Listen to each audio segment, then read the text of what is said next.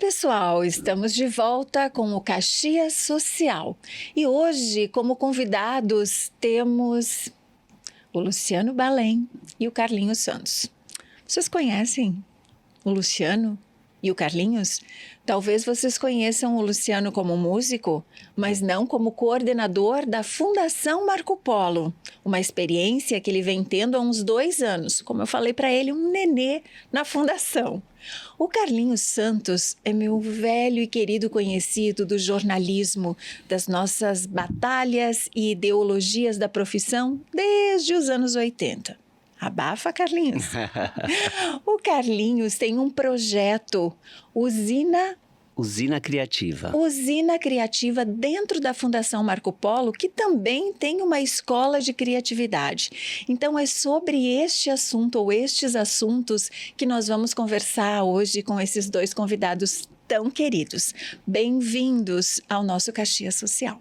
Legal, muito obrigado. Obrigado, Marliva. Sempre bom te encontrar e conversar contigo sobre diversos assuntos aí que a pauta da vida nos coloca, né? Isso aí. Então, vamos lá. Conta pra gente, Luciano, como que foi, assim, depois de tantos anos, né, na música, nas artes, entrar para a fundação, talvez com novos planos e objetivos, mudanças em vista. Conta um pouquinho dessa trajetória e das tuas mexidas lá dentro da fundação. Ah, legal. Uau, é sempre rememorar, assim, é ter que olhar a linha da vida, né? Como se diz em bom português, a timeline, né? Isso. Eu passei a integrar o grupo da Fundação Marco Polo ao finalzinho da pandemia, né? No começo de 2022, porque em 2021 um grupo de pessoas aqui de Caxias, um grupo de artistas e produtores culturais, realizou um edital de R$20.586.000, então que recebemos recursos da Aldir Blanc, da Lei Aldir Blanc, para destinar a artistas, produtores culturais, enfim, empresas de eventos, todo mundo que tinha sido afetado durante a pandemia, para que, enfim, alcançasse um recurso.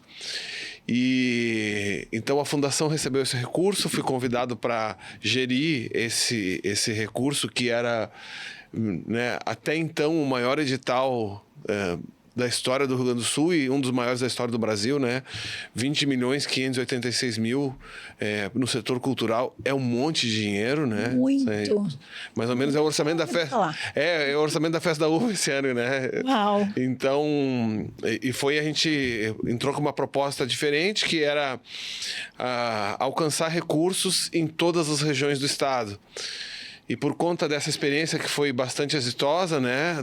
Especialmente naquele período de mais dificuldade de se fazer coisas, de se atuar no setor cultural, no setor de eventos, aí fui convidado para entrar para a equipe da Fundação Marco Polo.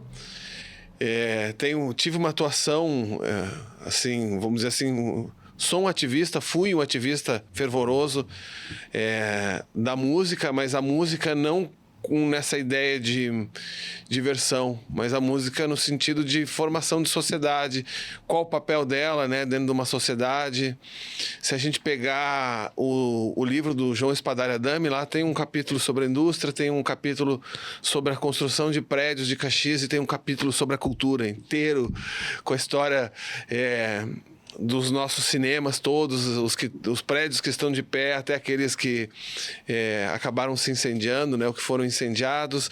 A gente tem a história dos escritores, né, do próprio Ítalo João Balém, que não é meu parente, faço reverência, né? Achava que era. Da célebre frase, né, alguns nascem para a semente, outros para, né, para passar. Então ele tem um capítulo inteiro, e eu acho que a gente tem muita gente encarregada de construir essa cidade dos prédios, que é importante. Tem muita gente encarregada em fazer essa cidade que é referência em transporte, seja através da Marco Polo ou das outras empresas da cidade, né, que atuam nessa área. E a gente tem que ter gente que seja referência, né, e projetos que sejam referência na formação de uma cidade mais amistosa, uma cidade... a cidade que a gente deseja, né? E a nossa proposta como fundação, não só em Caxias do Sul, mas também em São Mateus, no Espírito Santo, que a gente tem uma atuação forte, ou onde a gente tem as outras filiais. E quem sabe, né, num futuro breve, chegar onde estão as outras filiais da Marco Polo. Fazendo tudo isso, recobrando fôlego, quem sabe a gente tem uma atuação estadual, nacional, assim, relevante, para transformar, deixar esse país talvez perguntar, afinal, que país que a gente quer, né? Tem muita gente dizendo, a gente tem que ter um país assim, a gente tem que ter um país assim. Mas, afinal, quem pergunta que país a gente deseja? Porque a gente está indo meio assim, né? As pessoas dizem, não queremos interferência de ninguém, quem vai tomar conta disso é o mercado. Eu acho que talvez não... A escolha do país tenha que ser feita pelas pessoas, né? Uhum. Que país a gente deseja? E não apresentar proposta. Tem esse, tem esse, tem esse. Não. Escolhe. Tipo Big Brother. Não é escolhe, né? Eu acho que a gente tem uma chance de dizer, olha, eu quero um país assim, o outro quer um país desse jeito. O meu desejo é um país que tenha mais música, que tenha mais arte, que a gente consiga transformar esses direitos em oportunidades, né? Para as pessoas que não costumam chegar, né? A gente diz sempre...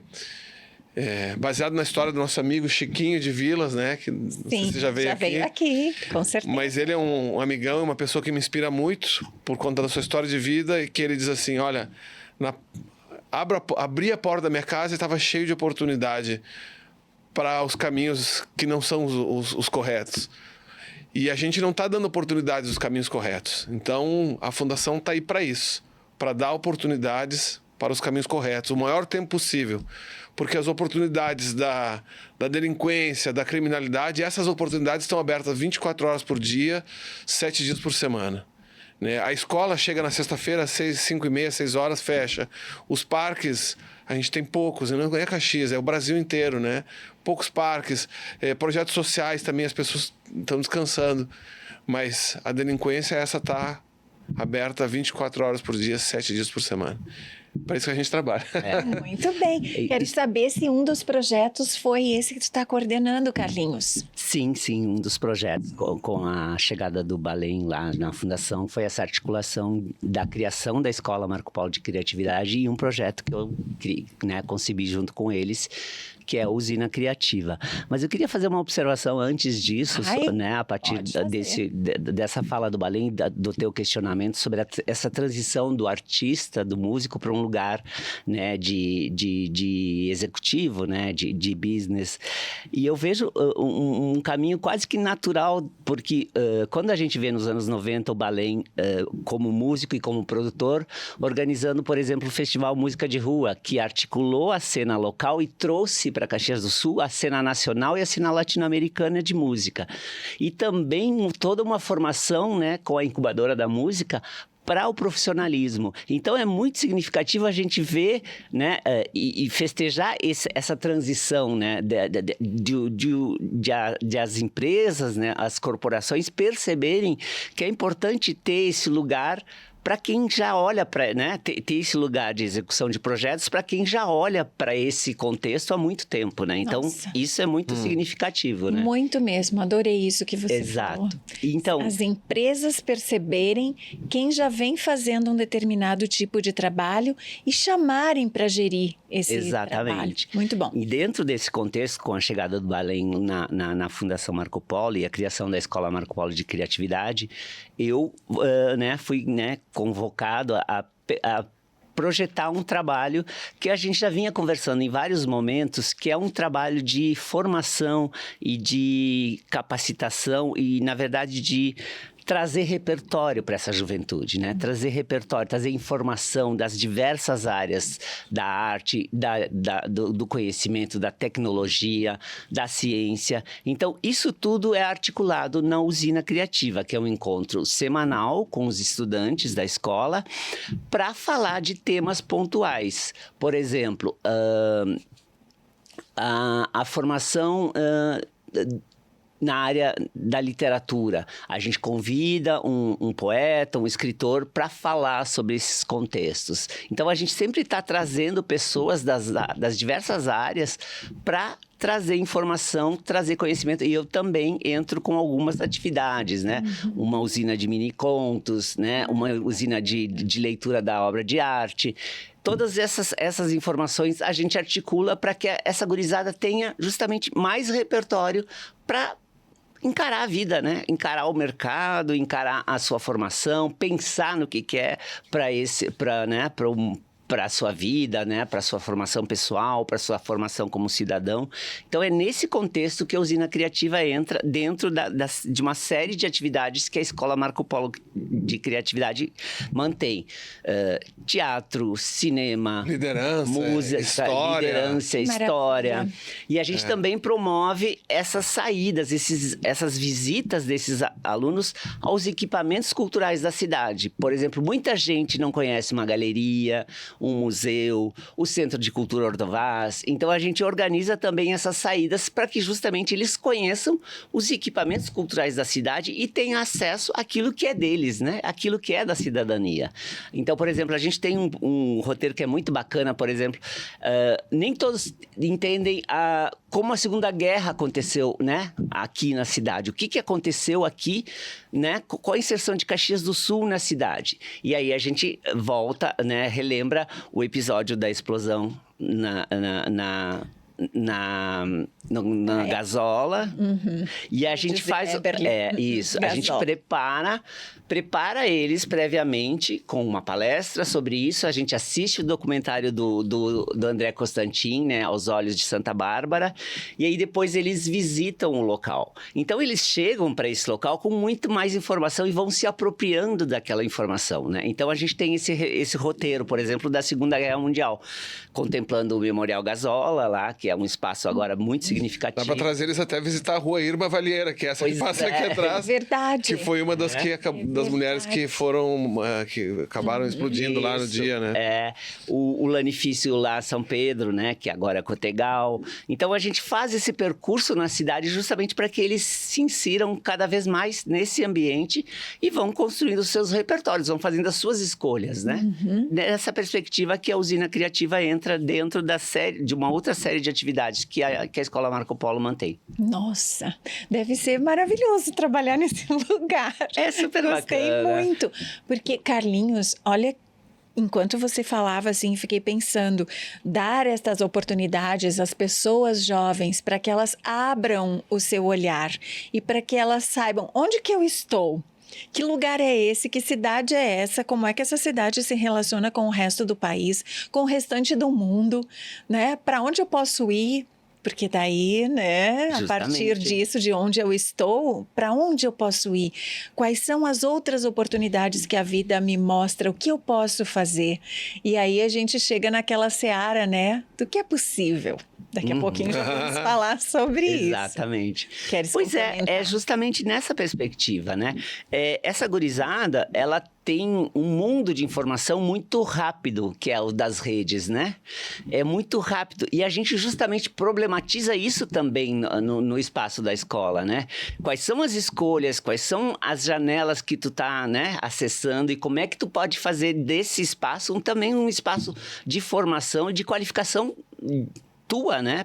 Enquanto cidadão, enquanto estudante, enquanto futuro profissional da vida. Então, é nessa perspectiva que a gente também trabalha lá, para minar essas cabecinhas com muita informação, e aí eles vão fazendo suas escolhas, vão fazendo as suas relações, né? Vão juntando isso com isso e vão se construindo, que né? Legal. É Adorei. muito bacana. Adorei mesmo. A gente pega essa Caxias social, né? Eu tava olhando aqui. A gente pega esse social não como culpa, mas como social no sentido social, essas coisas que a gente...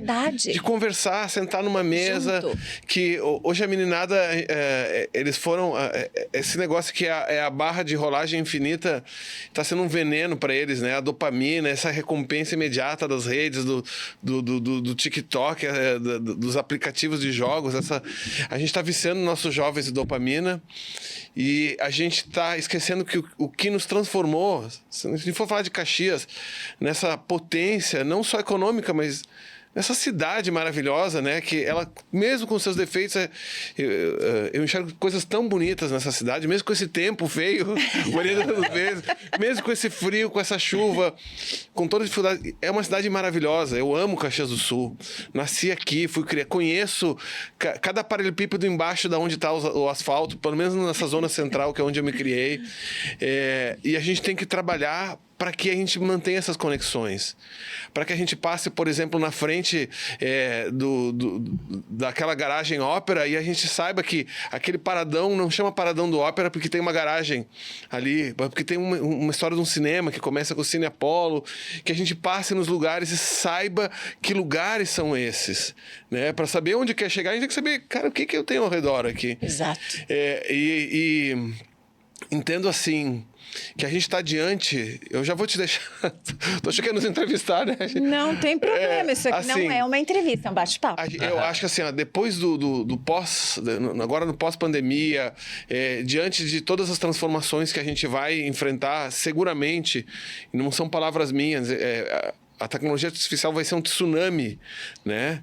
É do CEO da Google, dizendo assim, vocês não viram nada do que vai mudar, né? Em todas as profissões, seja na de vocês como jornalistas, seja na contabilidade, no departamento jurídico. Inclusive. Na arte, na tecnologia, na pesquisa científica, em todos os lugares vai ter uma transformação imensa. Eu faço uma analogia com Cristóvão Colombo. Quando ele foi... Eu gosto bastante de história, né? Quando ele saiu de Barcelona, que as pessoas acham que ele saiu de Barcelona, ele era um italiano, saiu de Barcelona. Quando ele sai para vir para a América, em primeiro lugar que ele não sabia que era América, ele achava que era o caminho das Índias. Né? Então ele achava que estava indo para a Índia. Ele achava que conseguiria atravessar, mas que teria alguma coisa no caminho. Como que eles sabiam que tinha alguma coisa no caminho? Chegavam na costa da Espanha e Portugal, vegetais e restos de plantas ali que não tinha na África, que já era conhecida, e nem na Ásia. E tampouco na Austrália. Então, da onde que é? Então deve ter algum caminho por aqui que dê para chegar às Índias. E ele vem... Com qual conhecimento? Não tinha mapas, porque não sabiam que tinha, mas ele tinha um conhecimento de azimuth, que é como é que chama? Astrolábio. O astrolábio, e tinha o astrolábio que era era dos árabes, né, do norte da África ali, e a bússola dos chineses. Então ele tinha não um conhecimento, mas ele tinha instrumentos para lidar com o que ele não sabia. E o que a gente está fazendo na Escola de Criatividade é instrumentalizando essa juventude para um futuro que eles não sabem. Ninguém sabe qual vai ser o futuro. Se alguém, um desses coaches ou desses influencers, youtubers, tiktokers, toda essa gente, se arriscar a dizer o que vai ser o futuro, nem os gênios, né? O Harari, ou o professor Domenico De Masi, que faleceu no ano passado, ou outros cientistas, ninguém consegue dizer o que vai ser exatamente das nossas profissões. Todos eles questionam, olha, vai mudar, não sabemos bem para que lado vai, mas vai mudar. E a analogia que eu faço com o Colombo, quando ele vem chegar ali, acho que é no Haiti, que ele chega nas Ilhas Virgens, ele chega no Caribe, né? Ele não sabia bem, mas ele sabia que ia ter alguma coisa. Então, eu acho que é o mesmo momento. Só que ele se preparou com instrumentos. E o que nós estamos fazendo com essa juventude, nesse primeiro momento, aqui em Caxias do Sul, em Farroupilha, que nós temos o outro campus, né? Campus Farroupilha, e nós também temos um campus em São Mateus, no Espírito Santo, no Espírito Santo, onde temos uma outra fábrica da Marco Polo. A gente está preparando esses jovens, sim, para, quem sabe, no futuro trabalhar com a gente, ou para fazer. Eles são livres para todas as escolhas, mas estamos preparando os jovens para o incerto, para o desconhecido, e também para que eles percebam que eles possam dizer: não, a gente não quer esse caminho, a gente quer esse novo futuro. Gostei mais ainda. Agora, então, vamos para a parte da entrevista. Brincadeira. Eu ganhei uma camiseta, né, dos meus queridos amigos, mas o mais interessante nessa camiseta é o que está escrito aqui. Então, quero jogar essa frase de vocês para vocês explicarem para a gente um pouquinho mais sobre ela, explicarem no sentido de nos darem mais repertório sobre o que vocês querem dizer com: não estamos aqui para fazer o possível, mas para tornar possível o que temos que fazer. Carlinhos primeiro. Pois é, as palavras só acontecem quando a gente, né, depende do outro, né, a semana, né? A comunicação se estabelece a partir de um terceiro vértice, né? Se eu falo uma palavra que não te alcança, ela não vai ter significado nenhum, né? Então, essa perspectiva do possível é isso, essa construção do que nos é dado possível fazer neste momento, com as ferramentas que a gente tem neste momento, construir aquilo que... Por exemplo, quando a gente fala para uma, né, muitos dos alunos, eu quero ser médico, mas não sei se vai ser possível. Possível é se você construir isso paulatinamente e vai se instrumentalizando para que isso aconteça, né? Então, esse possível é o que nos cabe construir momento a momento, né? Nada na história é feito, né, de forma antecipada. As coisas acontecem com as devidas configurações. É essa perspectiva desse possível, de fazer acontecer no momento que é dado, com as habilidades, com as instrumentações possíveis naquele momento, né? É nessa perspectiva que a gente pode construir. Então, a usina de criatividade, ela aumenta as possibilidades. Exatamente, ela aumenta as possibilidades, ela está dando muito mais repertório, muito mais informação, muito mais instrumentos para eles construírem o possível deles, né? Para os nossos Colombos. Exatamente. Né? Muito bem. Então, vamos lá. A gente recebe, a Fundação recebe muitos pedidos, né? E a gente tem alcance para algumas coisas e para outras a gente não consegue. Mas às vezes a gente precisa recobrar o fôlego e dizer assim, bom, isso de repente eu não consigo, mas eu posso falar com alguma pessoa, eu posso ver com tal forma. E especialmente nesse momento da pós-pandemia, da inteligência artificial, de tudo que a gente passou no Brasil, assim, com as dificuldades todas, eu acho que a gente tem que, quando alguém nos procura, dizer assim, olha, a gente costuma responder, farei o possível para te ajudar, né? Farei o possível. Uma frase feita já. Uma frase feita, e que às vezes as frases feitas estão repetidas, a gente entra num lado e sai no outro. Acho que agora chegou a hora de não só a Fundação, essa é uma mensagem, né? Que a gente está nas camisetas, que a gente está repetindo constantemente. Agora, estamos aqui para tornar possível o que precisa ser feito. Mas como tornar possível? Com um esforço imenso que nos cobra a vitalidade, né? Quando a gente... eu tive uma história na minha família de uma pessoa que trabalhou muito, muito, muito e acabou indo embora antes. É uma consequência, né? Porque trabalhou demais. Para fazer uma coisa bacana, mas trabalhou demais. Eu acho que agora chegou uma hora da gente respirar fundo, né? Tomar consciência e dizer qual o futuro que a gente deseja. E vamos tornar isso possível. Porque do jeito que estamos vivendo, seja em Caxias, seja no Brasil, seja no mundo, né, a gente não vai ter muito tempo. E estou falando especificamente da questão do aquecimento global. E vamos falar a palavra certa. O nome agora é catástrofe climática. A gente tem que ser muito claro, né? Não é uma defesa política no sentido de uma ideia, mas é um fato. É um fato, é ciência. A gente não... Eu sempre brinco assim, terrabolistas univos, né? Se tem alguém que acredita que sabe que a Terra é redonda e não é uma pizza com recheio, mas que a Terra é redonda e que ela gira ao redor do Sol, é muito claro. Existe o aquecimento global, a gente, como fundação, tem esse papel de repetir isso incansavelmente, e a gente precisa pensar numa nova forma de lidar inteligência artificial, pós-pandemia, juventude viciada em dopamina, em mudanças das profissões e também com as mudanças do planeta, né? Ano passado, a Fundação Marco Polo esteve envolvida no programa SOS Enchente do Governo do Estado, então a gente acompanhou de perto. A gente nunca teve tanta chuva em tão pouco tempo. Mas isso aí acontece Nunca aconteceu no Rio Grande do Sul. Nunca aconteceu tantos fatos climáticos extraordinários em tão pouco tempo. Então, isso não é normal e os cientistas já vêm avisando. Em 2007, a Conferência do Clima já fala, olha, parece que é por causa do aquecimento global. Em 2015, eles vão lá. É certo que é pelo aquecimento global, né? A ciência está dizendo. Ano que vem a gente vai ter a COP30 em Belém, né? Então, a gente não pode negar como brasileiro que isso é um desafio. E o nosso papel como fundação, você por que a fundação está envolvida nisso? Sim, porque a gente precisa pensar como vamos sair dessa enrascada. Se essa enrascada por um acaso não vier, por alguma intervenção divina, né, em quem acredita, ótimo, mas estamos preparados, a gente tem que estar preparado, né? Com repertório, com ciência, com juventude que sabe onde quer chegar, a gente tem que estar preparado com informação. Todo tipo de informação e com coragem, porque não adianta a gente, né?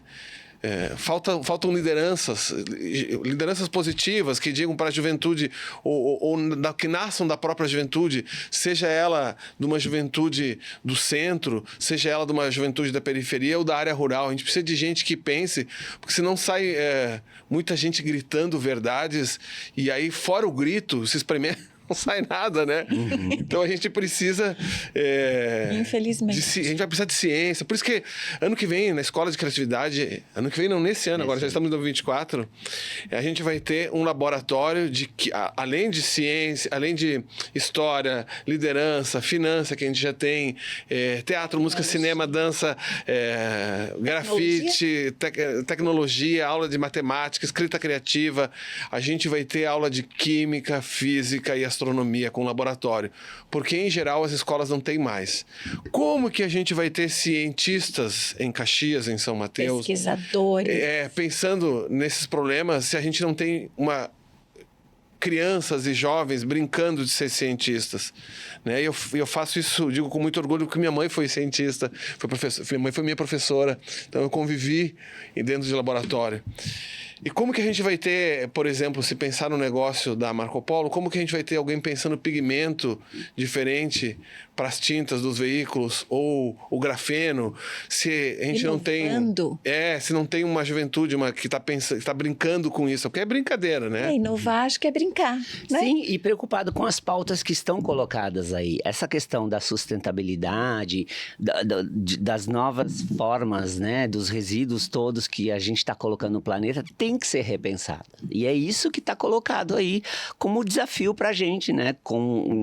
Na Escola de Criatividade, nas diversas outras ações que a Fundação tem na área da educação, do esporte, também do lazer.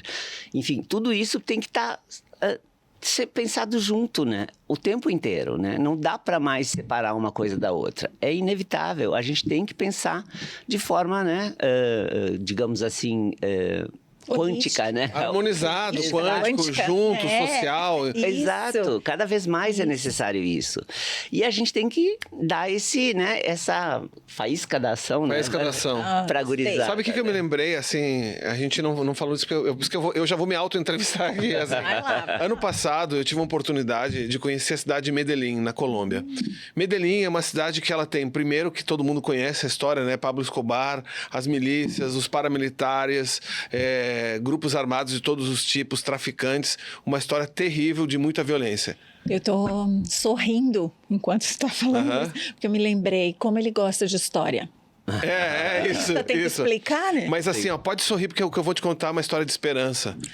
De muita esperança. Além disso, Medellín é uma cidade que tem um desafio imenso, que ela é uma cidade que é um rio. Medellín significa entre rios, né? Acho que em mouro, árabe, enfim. Não é minha área. E aí ela tem um rio, um metrô que costeia esse rio, um vale e montanhas. Entre esse nível do rio e o nível da montanha mais alta, habitada, são 1.300 metros. Então, é uma cidade que foi durante anos habitada de forma desordenada. Então, nasceram ali as comunidades, que a gente chama de favelas.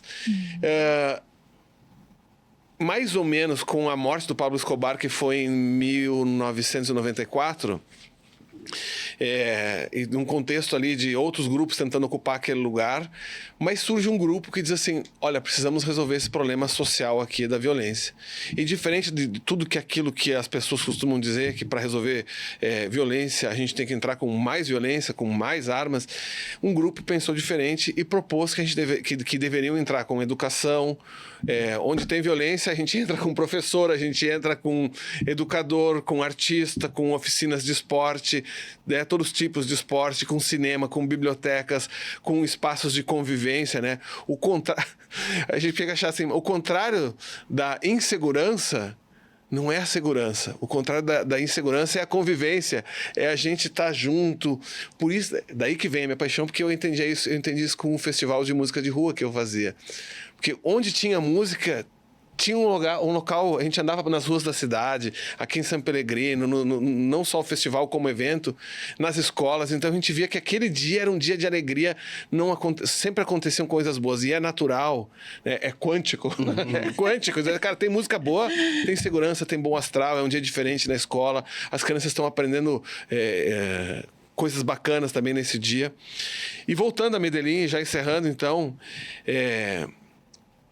mais ou menos em 2004, por aí, eles fazem um pacto na cidade que nasce desse estudo, né, do final dos anos 90, em que eles entendem que precisaria inovação através do turismo, que precisaria melhorar a mobilidade urbana, né? Uma pessoa levava 3 horas para sair da sua casa na comunidade até chegar ao seu trabalho, gastava cerca de $10. No ano passado, quando fui lá em 2023, em média as pessoas gastam 45 minutos e não mais 3 horas, eram 3 antes.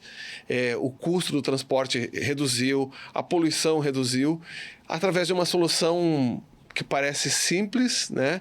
Mas foi bastante inovadora, que foi o ônibus voador, que lá eles chamam de teleférico. É o teleférico não com fim turístico, né? Pode ser feito turismo, mas eles levam o teleférico, a pessoa sai da sua comunidade, entra no teleférico, vai até o metrô, que conecta a uma linha de ônibus e chega ao seu trabalho em 45 minutos. É muito rápido. Para quem andou de metrô sabe que o metrô funciona super bem. Então, promover mobilidade social, porque as pessoas têm trabalho, ampliaram o repertório da cidade. Nas comunidades, nas mais violentas, eles colocaram as bibliotecas parque. O que é a biblioteca parque? Ela tem muitos livros, mas algumas têm piscina, eu vi isso, canchas desportivas e principalmente formação. Eles criaram, se eu não me engano, foram 8 núcleos de formação para a tecnologia. Formaram em 12 anos 30 mil jovens, e por conta de pensar em capacidade instalada, de pensar em turismo, de pensar em tecnologia, hoje eles têm os escritórios para a América Latina, vou lembrar de todos: Rappi, iFood, HP, IBM, Amazon e Spotify. Então, é uma cidade que pensa a cidade hoje com uma cidade, não aquela conversa que eu compreendo como uma conversa furada, estado máximo, estado mínimo, estado necessário, né? Alguns dizem. Eles pensam como uma cidade empreendedora. Ela funciona como um grande departamento de RH, né? Fazendo uma analogia com as empresas. Mas é uma cidade que cuida dos seus cidadãos. Por conta disso, eu não vi, nos 7 dias que eu fiquei em Medellín, eu não vi uma bagana de cigarro no chão. Em lugar nenhum. E eu fui em comunidades, eu fui no centro da cidade, eu fui em lugares, vamos dizer assim, de pessoas mais ricas, né? Não vi em lugar nenhum. Vivi uma cidade muito segura depois de todo esse histórico. Nossa. Vivi uma cidade que as pessoas, em todos os lugares que a gente chegava, eu fui acompanhando uma missão da Prefeitura de Porto Alegre. Em todos os lugares que a gente chegava, o guarda nos recebia em alguma porta que se abria, alguma coisa. A pessoa que nos recebia com um sorriso sincero. Parece música, um sorriso sincero, um abraço. Eu gostei do sorriso, reticência sincero. Exatamente. Fazíamos pergunta para essa pessoa, seja ela a pessoa mais simples, né, que tu percebe na própria forma de ser. Perguntas, como é que faz para chegar? As pessoas sabem os horários das atividades, sabem quem faz, conhecem a história da cidade. Então, eu saí de lá maravilhado. com um exemplo de esperança, né? Dado o contexto topográfico nessa distância, dado o contexto histórico da cidade mais violenta do mundo por 20 anos, para ser hoje, não sou eu que estou dizendo, é o New York Times, é outras revistas, é outros prêmios, a cidade mais legal da América Latina para se conhecer e talvez uma das cidades mais legais do mundo. Tecnologia, turismo, cuidar dos cidadãos, né, como se fosse...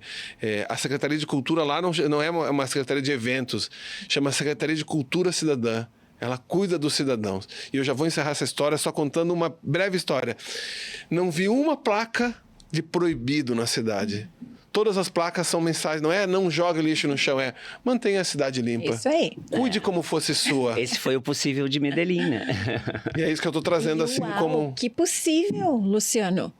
Aposto que vocês vão querer fazer alguma coisa dessas aqui, por aqui. A gente pode esperar o quê, assim, para esse ano de 2004 da Fundação? 2024. Escola, este aqui, daqui para o ano que vem. Enfim, o que vocês estão bolando aí nessas A cabeças? gente está com um plano da Fundação aprovado até 2030. Depende ainda de algumas situações, assim, alguns contextos. Mas não só para Caxias, mas a gente vai ter um grande evento esse ano na questão de sustentabilidade. A gente vai ampliar nossa atuação como escola de 200 e poucas vagas para 340, 350. Além de projetos, o Chiquinho também é um ativista nosso lá, doutor Chiquinho de Vilas, né? Foi meu doutorado. Que legal. Muito orgulho. Então a gente vai percorrer, são 16, a gente vai a Santa Maria, Caxias e São Mateus com atividades com o Chiquinho. Esse ano acho que vai dar umas 14 instituições. A gente vai com o Cinema de Verão a São Mateus, também é um projeto do Robinson. Tem atividades, toda criança que participar, todo jovem que participar da escola de criatividade em uma atividade criativa vai participar também de uma atividade esportiva. A Fundação Marco Polo tem uma sede recreativa aqui que é um dos melhores equipamentos esportivos da região. Então, a gente compreendeu também que é importante tirar eles dessa máquina de louco, né? Aula, do celular, das paredes da sala de aula, né? Exato. Então, esse ano também a Marco Polo celebra 75 anos. E a gente vai apoiar nesse resgate que tem que ser permanente, né, da memória, especialmente do Paulo Bellini ali, que fez essa transformação que mudou a história de Caxias. Eu posso afirmar isso diante não só de uma empresa que gera empregos e garante a economia da cidade, mas uma empresa que influencia na nossa forma de ser, né? Quando ele vai para o Japão e traz a filosofia Toyota de produção, 5S, limpo, organizado, isso acaba levando para nossas casas, né? Então, de novo, no bom português, no mindset. Mas é a forma de ser, a forma de enxergar, a forma de atuar. Nossa, acaba chegando em casa, né? Então, isso aqui eu não uso, vai pro lixo. Tenho que manter limpo. Isso aqui tá há 2 anos aqui, por que está aqui? Eu vou guardar, então, se é para ser guardado, né? E eu acho que a gente tem que, também como tarefa de uma fundação, lembrar de onde a gente vem. Né? Por que existe uma fundação? Né? E graças ao trabalho do seu Paulo, a gente tem uma fundação hoje que ela é vigorosa, ela tem vitalidade também para seguir por muitos anos, né? Por conta da forma que ela está estruturada, da forma que ela está organizada. Mesmo nos períodos de crise que a Marco Polo passou ou da pandemia, a fundação continua atuando. E se a gente pensa em cidade, a gente precisa ter mais fundações, mais institutos. Acho que a gente vive uma crise de confiança, né? Confiança no Estado, a crise de confiança na política. Penso também que talvez as fundações, os institutos, os meios de comunicação, a gente tem que juntar toda a sociedade, como diz a música do Beto Guedes, 1 mais 1 é sempre mais que... Eu gosto de música. 1 mais 1 é sempre mais que 2, Sal da Terra. A gente tem que juntar mais gente... E, inclusive, os órgãos de governo, as faculdades, os cientistas, os intelectuais, os artistas, os líderes religiosos de todas as religiões, para a gente voltar a unir o país, né? A unir o Estado. A gente está muitas vezes atuando assim como um cabo de guerra, cada um puxando para um lado ou para o outro, e a gente tem que levar esse país é um país que tem tudo, né? Acabei de ler o Darcy Ribeiro, o povo brasileiro. A sabedoria está no meio. A hora, orientais, né? Exatamente. A gente tem que ter os orientais, né? Tem que ter esse movimento, tem que girar o yin e yang, ele tem que um pouco para cá, um pouco para lá, mas com um pouquinho de cada um dentro do yin, um pouquinho de cada um dentro do yang, para girar isso aí, porque senão a gente está paralisado. O conflito faz a gente ficar paralisado. Eu acho que é papel das fundações, das instituições, toda essa gente que eu citei, para fazer girar não só Caxias, o Estado. Esse país tem que andar. A hora que esse povo, encerrando com o Darcy Ribeiro, a hora que esse povo se der conta, né, e conseguir realizar toda a sua potencialidade, os romanos, que é aquele povo que ficou lá na Europa, né, nós aqui os neo-romanos, como ele chama, a hora que a gente conseguir realizar assim, a gente vai surpreender o mundo inteiro. Porque a gente tem natureza, a gente tem a ginga que precisa, né? Como malevolência. A malevolência, a gente sabe lidar com incertezas, né? Mas a gente precisa se apoiar na ciência, se precisa se apoiar na educação, né? Não dá mais para ter escola sem laboratório, gente. Né? E outras coisas, não dá mais para ter escola sem aula de música. É inconcebível, assim, ó, os gregos, não sou eu. Os gringos têm que voltar nos gregos. Teatro. Para entender que não é porque um jovem está fazendo isso é que ele vai ser uma pessoa que vai trabalhar com teatro, com música. Né? Ele vai escolher o que ele quiser, mas ele vai ser um jovem criativo. Um jovem, um adulto, ele vai ser um adulto criativo. Um adulto criativo é um jovem que está vivo. Se a gente não tiver adultos que tenham ainda vitalidade dentro, a gente está morto como país. Esse fechando também, me veio agora uma lembrança de um estudo da área do corpo, né? Que tem um estudo da Paola Berenstein, que é uma arquiteta e que também pesquisa o corpo e a linguagem. E ela tem um estudo que chama O Corpo que Ginga, justamente. E ela fala de como, nesse espaço que é ímpar na nossa geografia social do país, que é a favela, que esse corpo, essa população que sobe uma escada, que desce ela consegue ir elaborando a sua forma de lidar com o espaço. Então, é essa perspectiva, né? Com essas referências todas, a gente vai construindo, a gente vai ajeitando e a gente vai construindo esse outro lugar possível, essa outra perspectiva de sociedade, essa outra perspectiva de cidadania. É nessa perspectiva. Palavra bonita essa, né? Ginga, né? Eu gosto do som das palavras ginga. Sim. Exato, é muito importante. Tive um professor muito fã, assim, do nosso país, como vocês estão dizendo que são também da sua cidade e tal, que falava que o Brasil é um país que até na sua fala é gostoso, tudo é gostoso, é maravilhoso, e aí a gente vai aumentando as vogais, principalmente as abertas, né? Que nós somos esse tipo de povo acolhedor, e ele ia falando, era pura poesia a aula dele. E eu me lembrei dele e de outros tantas pessoas e tantos colegas e mestres também que tive e que me fazem assim compactuar bastante com as ideias de vocês. Eu adorei ouvi-los, porque acho que quando a gente está... A gente não deixou falar. Não, mas tudo bem, não tem problema. Aqui é para vocês são meus convidados, né? Mas quando a gente está num cargo de liderança e vocês estão em lideranças e formando pessoas, formando a mente, ajudando, né? E não é enquadrando a mente, é abrindo, é pelo contrário, né? Então, quando estamos nestes lugares, a nossa responsabilidade e também o cuidado com a nossa própria cabeça é o que é muito importante, né? Eu vejo que vocês dois, assim, têm uma cabeça muito legal, gente. Muito legal, como dizia o meu professor. Posso te contar, além da gente ali, tem uma equipe muito grande. Parece assim, porque o Balém, o Carlinhos, tem uma equipe grande, tem a Daiane Lusa, né, que atuou na prefeitura por 10 anos, ali na Secretaria de Cultura.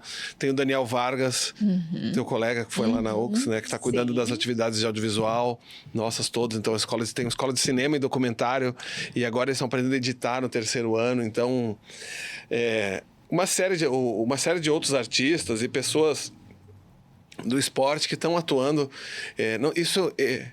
Eu vou voltar no Beto Guedes ali. Tem que juntar todo mundo. Tem que ter outras instituições. E a gente precisa juntar assim, cada vez mais gente, cada vez mais instituições, porque o risco é muito grande da gente cair. Sim. É muito fácil. Esse nosso tecido social, o caldo, né? Eu gosto do brodo social. Ele é muito frágil, é muito fácil a gente se perder num conflito, num desacordo, num desentendimento.